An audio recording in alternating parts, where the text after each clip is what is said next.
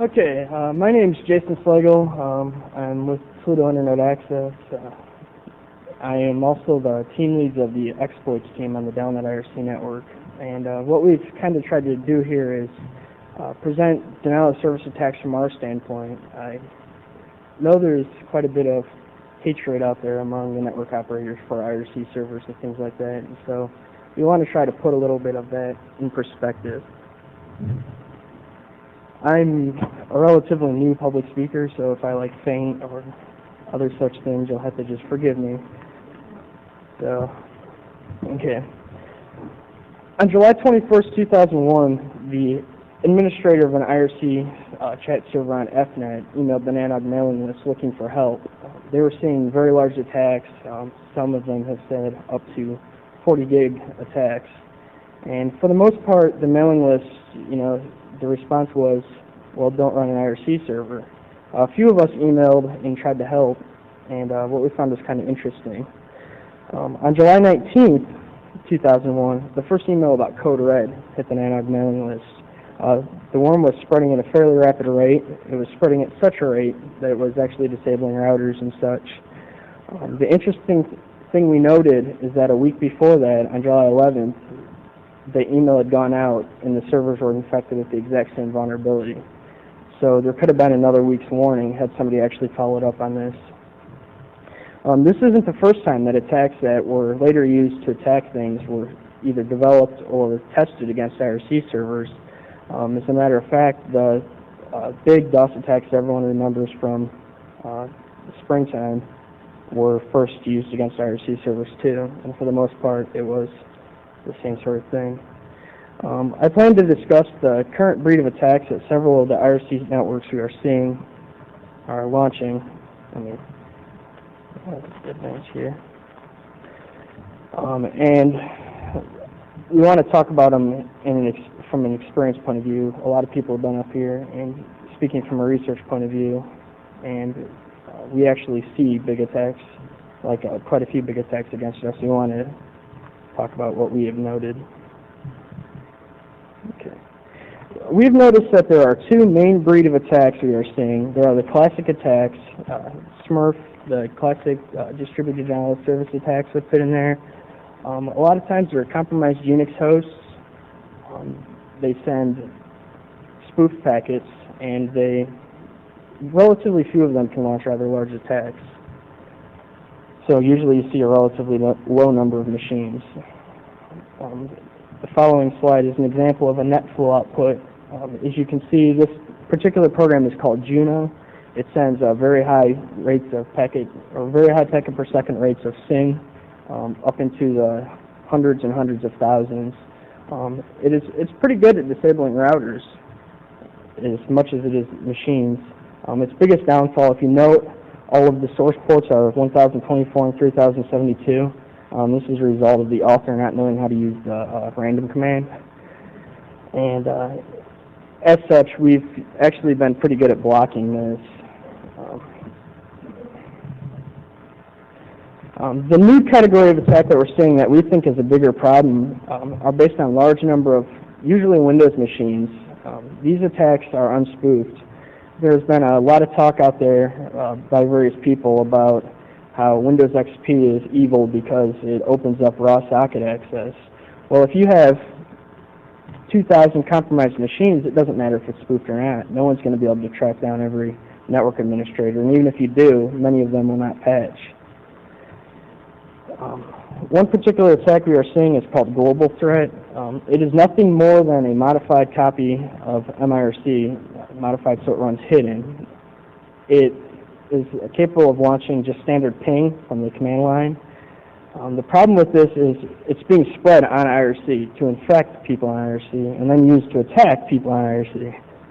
So a user will get online, being a novice user, will see an advertisement for pornography or something to speed up their internet connection, and they'll go out to this web page. They'll download this, and when they run it, they too are infected, and now they are out advertising something that's pornography or something to speed up your internet connection. And so what we have here is a self-propagating worm.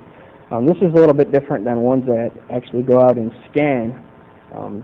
These are more social-based. They depend on users to not know better. And unfortunately, we have a very, very high amount of users on relatively fast connections, DSL and cable, that don't know any better. So maybe we should require a test or something before giving somebody a high bandwidth pipe. Like we said, we consider this global threat to be a relatively large threat because it is self-updating. One of the presentations, the presentation before us, two before us, covered the fact that these Trojans, they usually sit on IRC, and this one has many of the features he described. It can be configured to sit on any server, and they can be moved at a moment's notice. They are self-updating. You can issue a command, and it will go download a new version of itself. In addition, you can run a command that will actually cause this thing to run any command on the computer and fetch any file to the computer.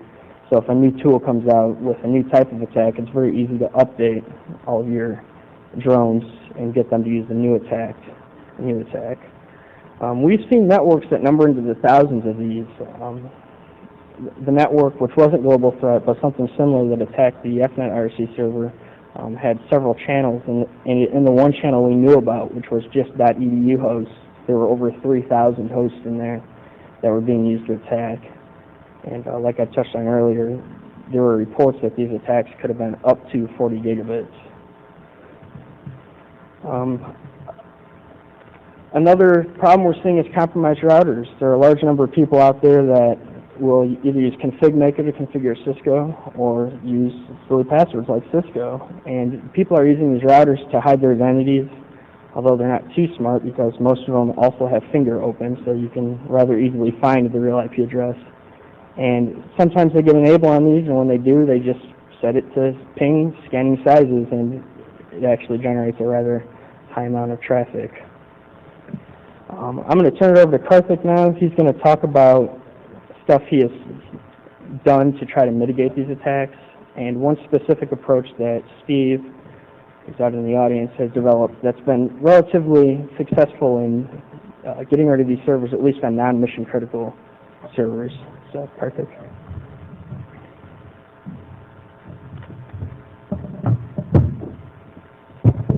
Hello, I am Karthik Armagan from Global Maps, and I'll be talking about some of the social aspects, why these people who attack machines do what they do, and how we can track them. And I will also be talking about the effects of these attacks on networks and various alleviation methods.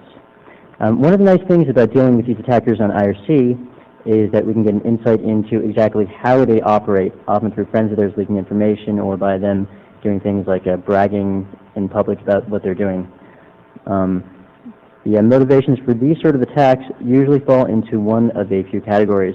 On a download, for example, one can register a nickname or a channel to chat in, and under certain circumstances you can lose your nickname or channel, and sometimes these people who lose their nicks and channels go and try to get them back by attacking servers. Another reason is often to impress their friends.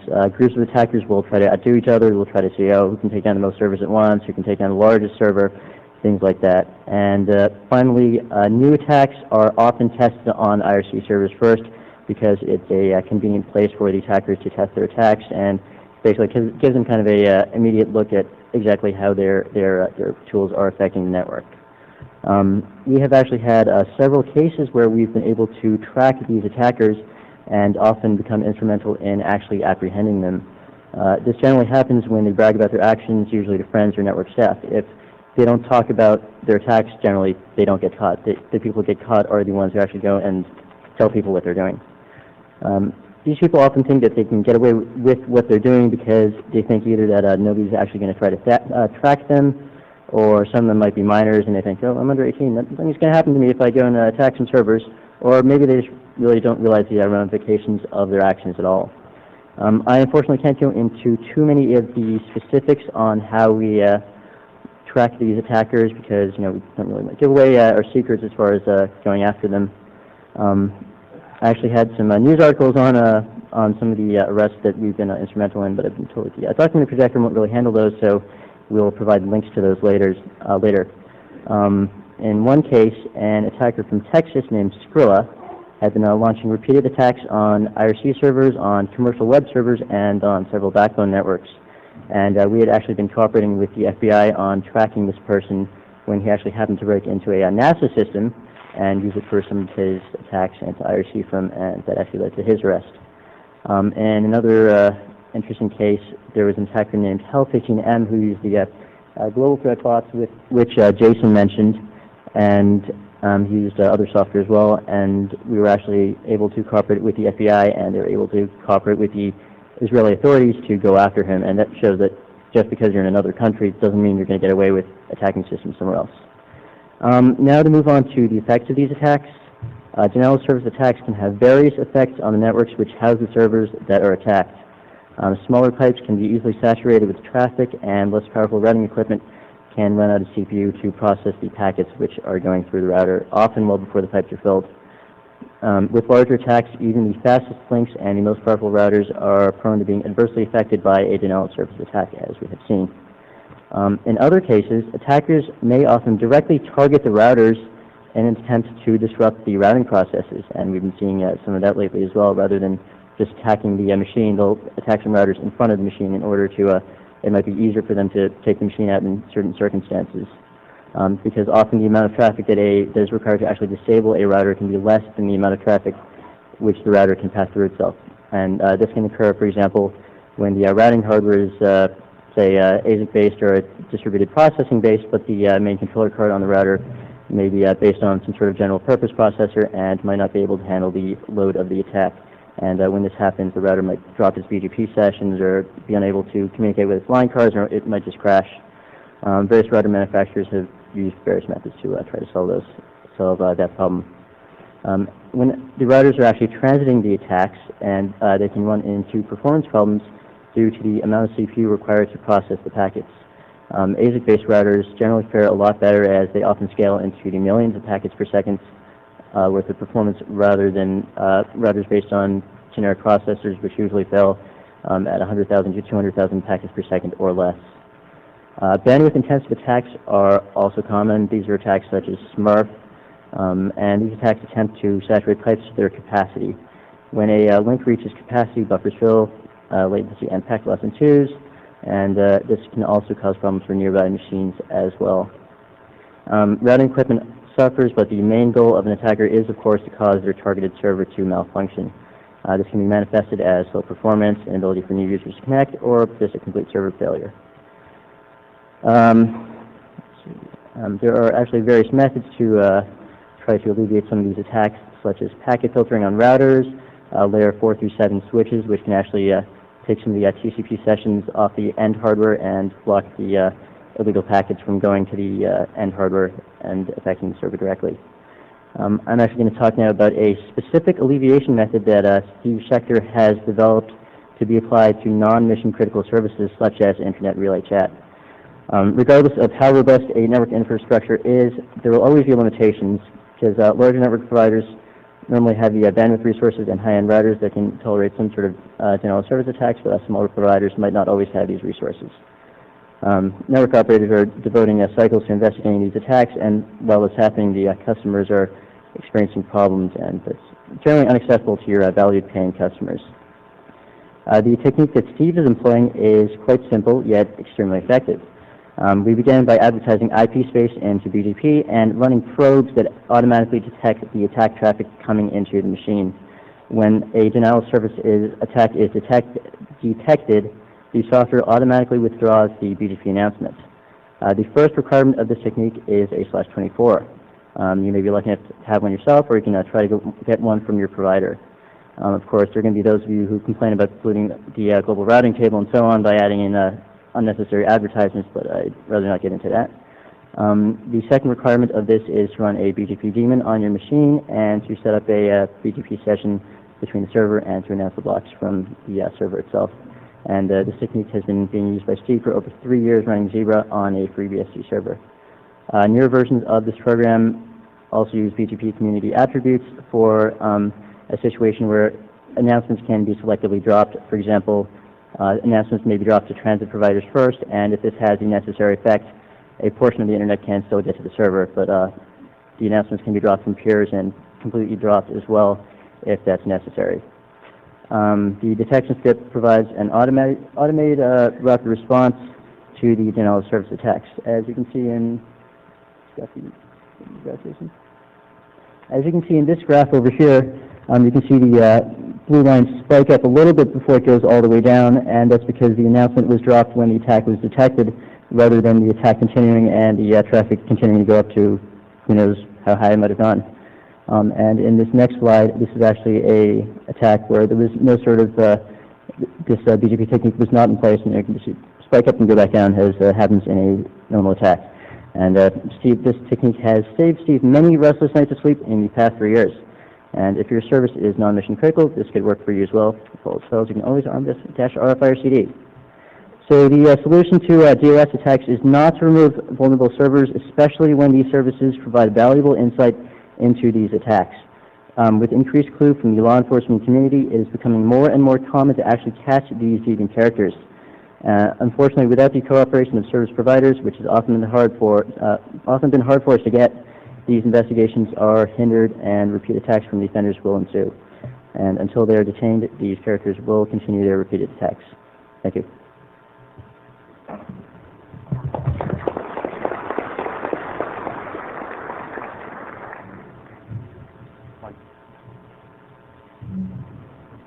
Mic on? Okay. So we have time for questions before lunch.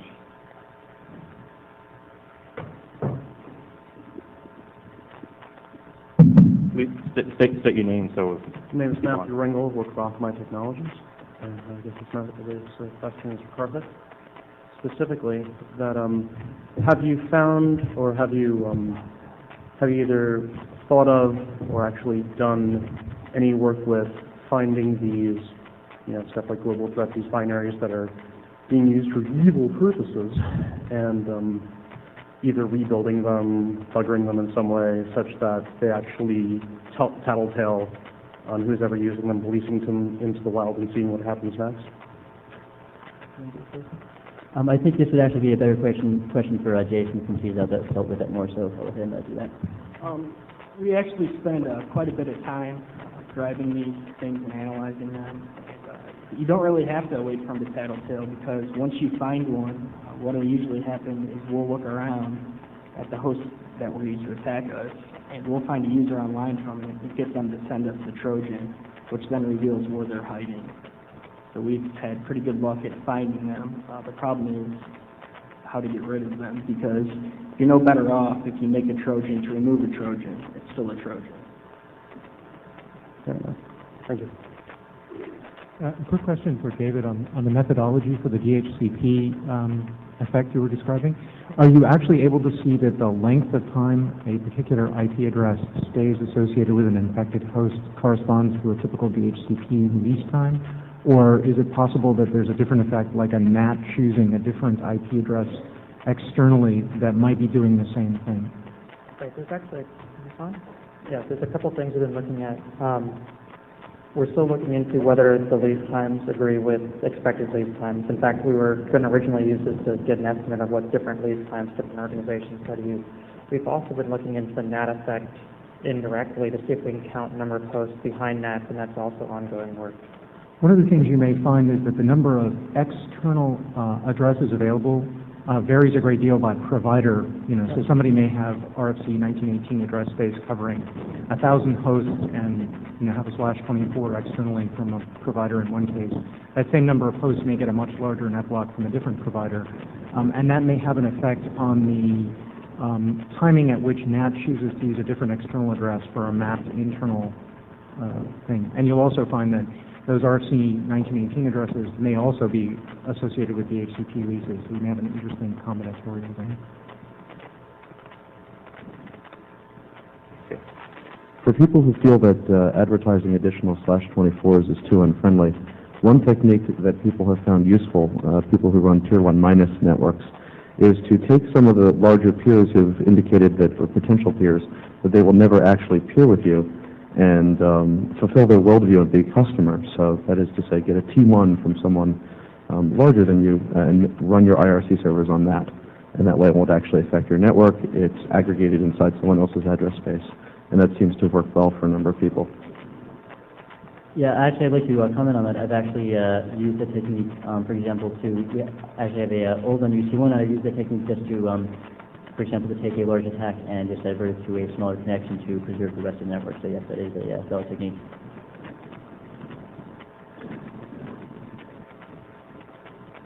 Okay, thank you.